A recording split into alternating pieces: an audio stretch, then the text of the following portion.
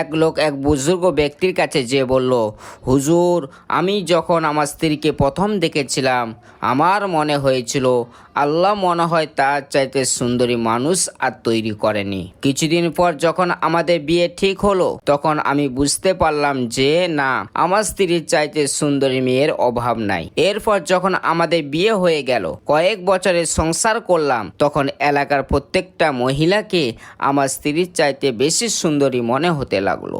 লোকটি এই কথা শুনে সে বুজুর্গ ব্যক্তি বলে উঠল, বাবারে শুনো, এই দুনিয়ার সমস্ত মহিলাকে যদি তুমি বিয়ে করে ফেলো, তোমার মনে হবে তোমার এলাকার নেরি কুত্তাটাও তোমার স্ত্রীর থেকে অনেক বেশি সুন্দরী।